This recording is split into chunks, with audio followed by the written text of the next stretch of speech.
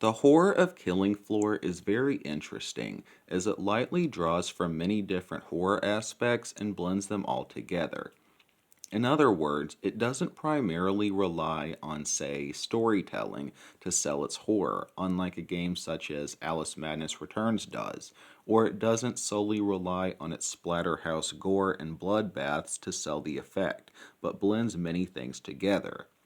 For this video, I will be looking at Killing Floor 1 with some discussion of Killing Floor 2, and I will lightly brush up on what we have seen from Killing Floor 3 so far. I think the horror of Killing Floor could largely be broken up into four groups: desperation, environment and atmosphere, enemy design, and storytelling. Desperation was what largely sold the horror feel in Killing Floor 1 in my opinion, as this game can be very challenging and likes to kick you in the balls. From the start, things aren't looking good for you, as you have a weak 9mm pistol, a very weak knife, and a couple grenades to fend off Zeds, who have far superior strength in numbers, and a newcomer will very likely die on their first game. I remember on my first ever game, I didn't realize clots could grab you, and I got swarmed after being accosted, and the game lasted less than a minute. Adding to my personal experience, this game has no controller support, and I'm simply not as good with keyboard and mouse, which added a extra layer of challenge for me. And Killing Floor isn't like COD Zombies, where you start off with a few basic walkers.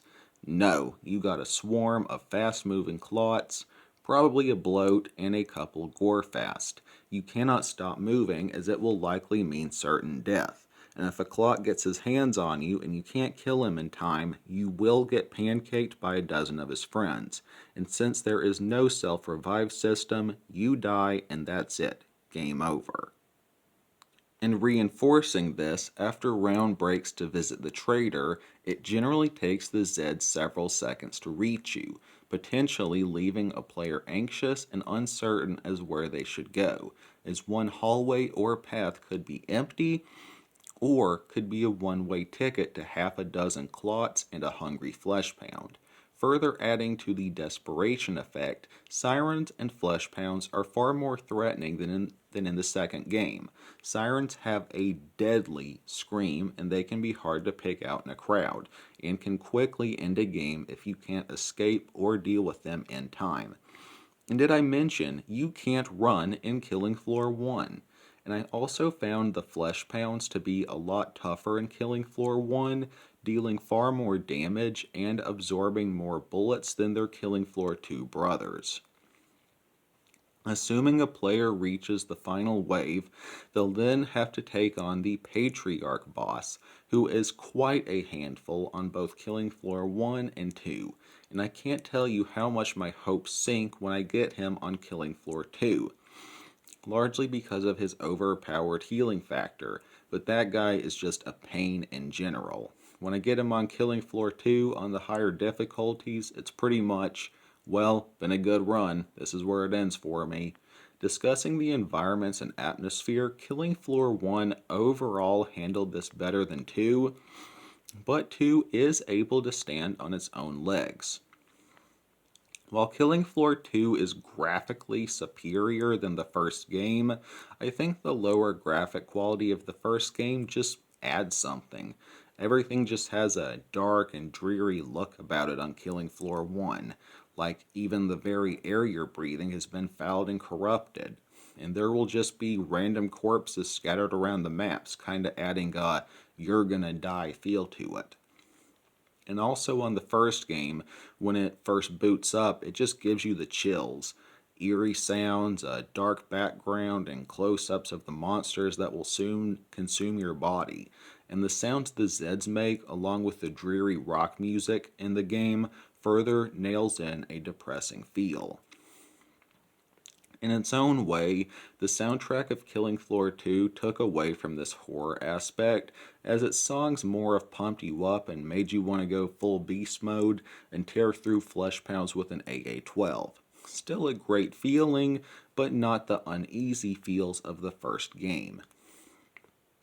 But Killing Floor 2 did have its own ways of trying to set in a sense of dread, as some maps showed ways humans had been brutally murdered in areas, or the ghost in the asylum, or maps with creeks of blood, and the sheer amount of gore you get when butchering fresh Zeds.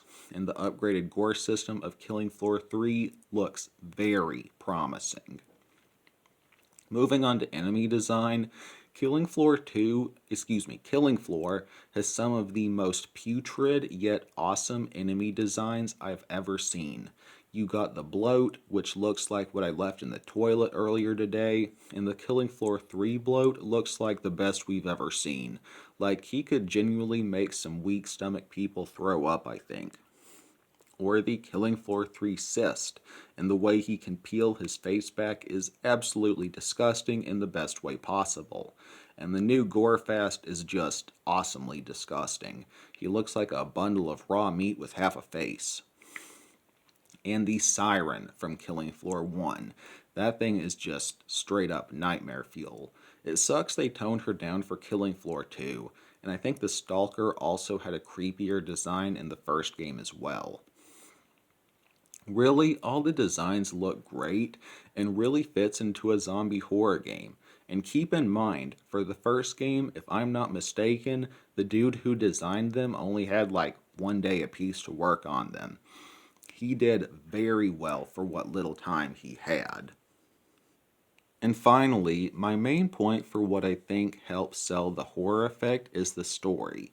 To be 100% honest, storytelling was kind of a back burner thing for the first two games, although apparently Killing Floor 3 is supposed to get into it more. Yes, I know, Incursion has a story, but I don't own a VR, so I can't play it. But from what we've seen from the first Killing Floor 3 trailer, we saw how the flesh pounds are made, and my wife could only watch a couple seconds before looking away. I mean, they get their chest ripped open and visors drilled into their heads, probably no anesthesia. But in some ways, a lack of a story almost helped it, leaving various horrors to the imagination, but still giving us enough to work with to be disturbing, like how Kevin, or the patriarch, used his own child as a guinea pig to make the Zeds, harvesting DNA from his dead son, and we can only imagine everything he did to other humans in his labs. And most of the map descriptions usually did a good job of setting an eerie, early on vibe for whatever map you're about to dive into on Killing Floor. In conclusion, all of these things combined is what makes Killing Floor Killing Floor. It's not a game like Vincent Lade's Jawbreaker, which makes you want to go turn on a light and watch an episode of SpongeBob when you're done playing, but finds a balance between just being grungy and eerie. Not scary enough to drive off casuals, but creepy and unsettling enough to create a convincing zombie game and experience. Well, that's all from me, folks. Would love to hear your thoughts down in the comments. For anyone new here, I mostly play, review, and discuss zombie and horror games. Thanks again for watching. Always remember that Jesus loves you all very much. Peace.